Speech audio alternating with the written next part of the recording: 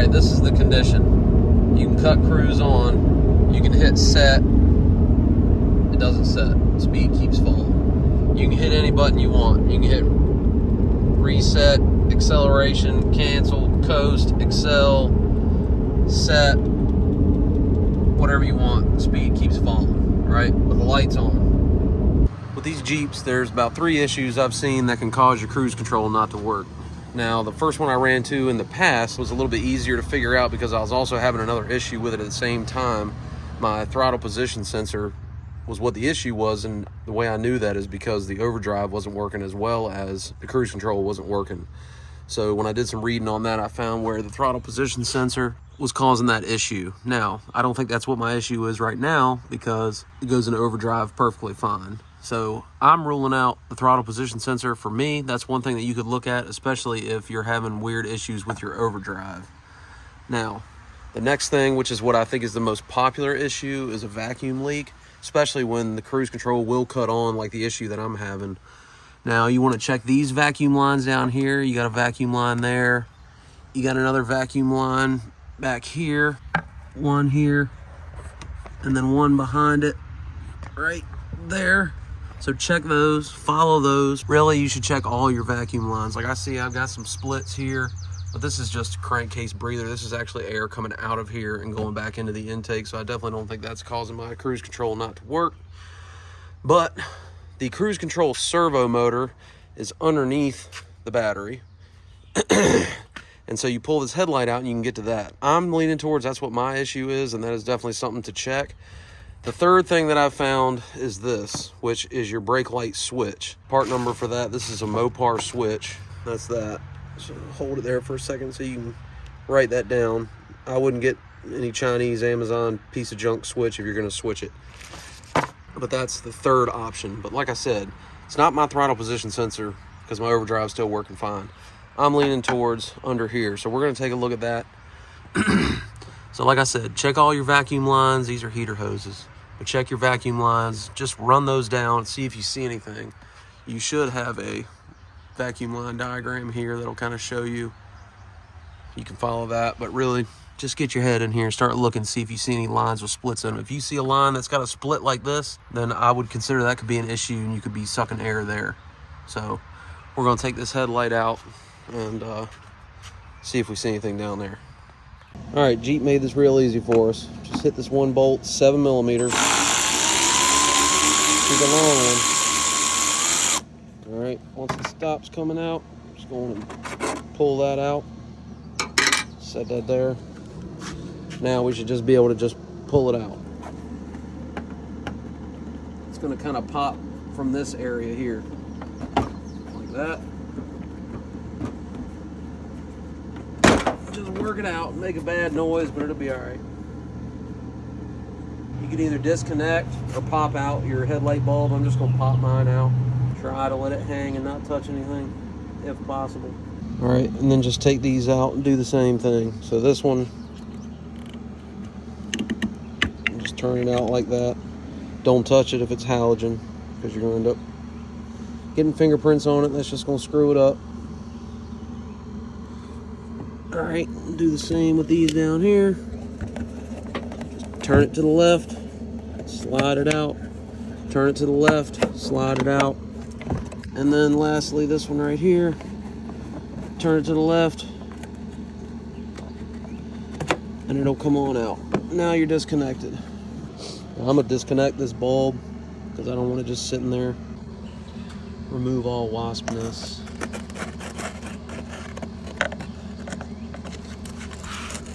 Jugger in there good, boy.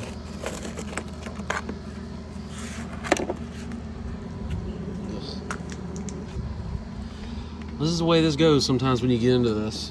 That right there is the cruise control servo motor. So you got this vacuum line here. Check that at that area where it connects. That's usually where they get brittle and or just obviously come off.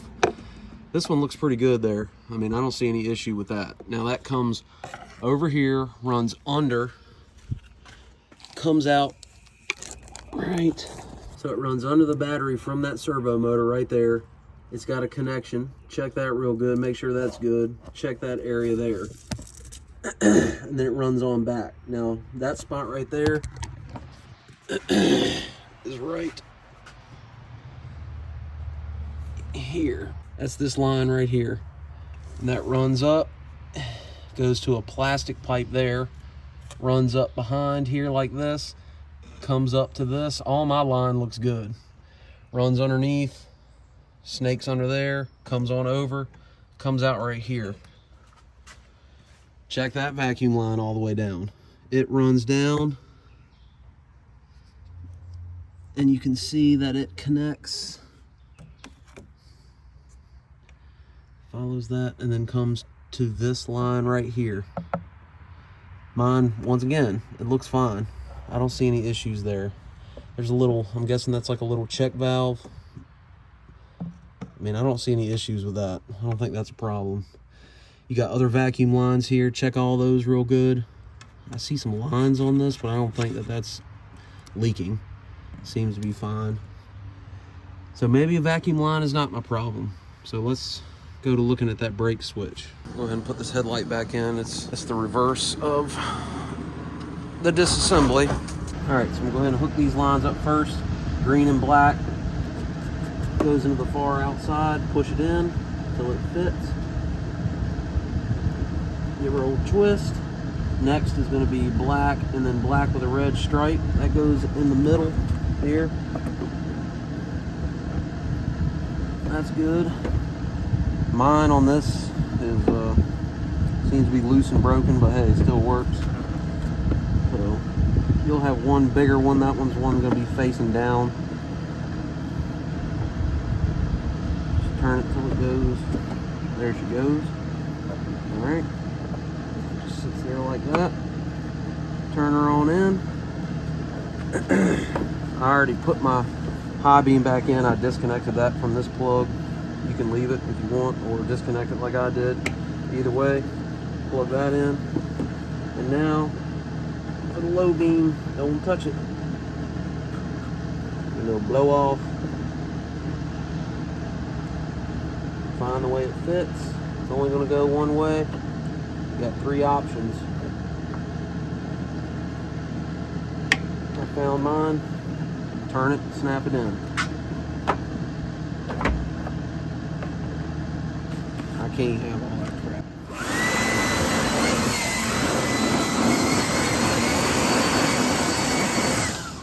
So it'll kind of slide in how it wants to go.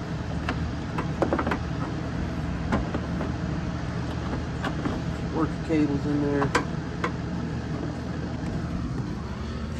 You got a little pop piece down here.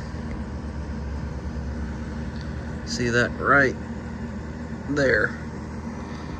See that silver metal piece with a ball? That's got to snap in, and then that one has to snap in. So just kind of push the headlight straight in, and you'll feel those two pieces snap in.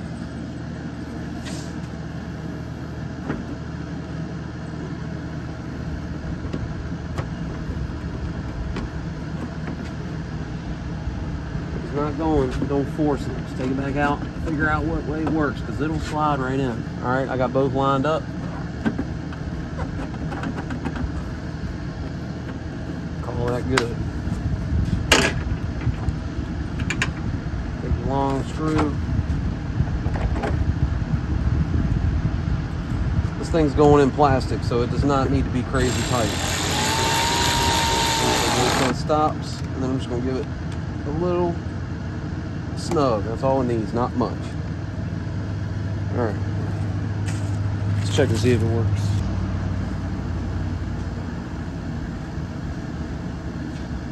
Low beam's on. High beam's on. Come on with me under here, just so you can kind of get an idea where it is. Follow your brake pedal and look right here. This is the brake light switch. See that plunger on there? So that's how it knows to activate the brake lights. And if the computer is not seeing brake light activity, then it's not going to allow you to use cruise control. So we're going to change this and see what it does. Pretty sure you just rotate it to the left like that, and it'll come on out. Just work it out of that hole like that. So we're just going to have to use a screwdriver, pry up on these portions here. So let's try that.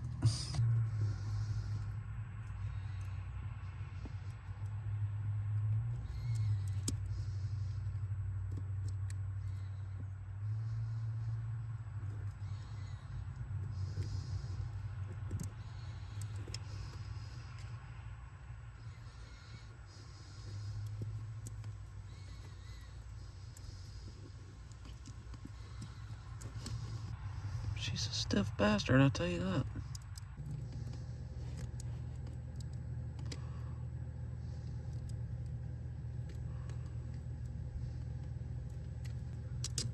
There. So work your screwdriver into these areas here. Work it up in there, pry a little bit, work in there, pry a little bit, and then take your screwdriver, go down here in the bottom, lightly now. It's all plastic, but work it out like that. And I think it should come out now. Yep. But you got to be careful. But I think that did it. Okay, let's put the new one in there. I always like to put a little dielectric grease on any plug that I have. Just put it on the female side. It doesn't take a lot, just a little drop. That was a little much, but that'll do. All right, now this piece here, it turns into place. So don't go rotating this before you put it in there. All right, now one note, you have to set this before you put it in there. So when you get it, it's gonna be pressed down like this. See how this is off? That's how the brake switch is before you put it in. All right, you put it in there and then you're gonna turn it to the right in order to line this up. Once it's lined up, you can't adjust it. So before you put it in there and tighten it, which means it will be like this, off center, we're gonna pull this out. So it's gonna sound kind of terrible. It's like this when you get it. Just try to pull it out. Just nice and careful. All right. Once you do that, now you're gonna go in there, you're gonna install it, you're gonna put it in the hole this way, it's gonna stay here, and then you're gonna turn it, and then it's gonna lock in, all right? Now this is probably gonna be too long when you put it in there. So you need to push the brake pedal away and then let it rest up against it, and it's gonna push this on into place where it needs to go. Hopefully that makes sense. Basically, this needs to be farther out than what it's gonna be, because as soon as this is disconnected away from the arm of the brake pedal, that's when your brake lights are gonna go on. So if this isn't touching it at all, well then your brake lights are just gonna be on all the time. All right, so just get it set up here like this. Man, it's an awkward spot. There. You got your new switch, just go on and snap that in there. She's good to go. I like that.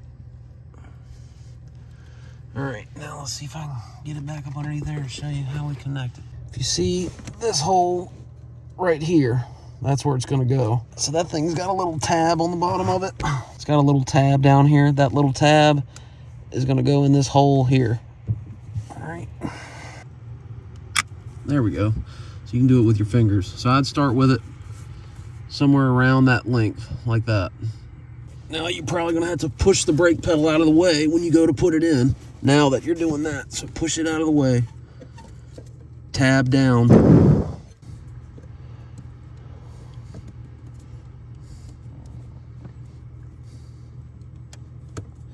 All right, she's flush in there. Now that it's flush, I'm gonna go ahead and tighten it. Now just allow it to push itself in, all right? So now we got what we want. You see that? It's very, I know it's up there, but the plunger is right here. You see it push out, out, out, out, then it releases. It's pushing it back in. It's pushing it out, out, out. That's the adjustment that you need. So now we got it. I think we got her now. Brake lights are off. I think we're good. Now, the question is, this crap even fix cruise control? I don't freaking know. Let's take it down the road and see what it does. All right, here's the test. Let's see if it worked. Cruise on. Try to set it at 55. Oh, I felt the pedal lift off my foot.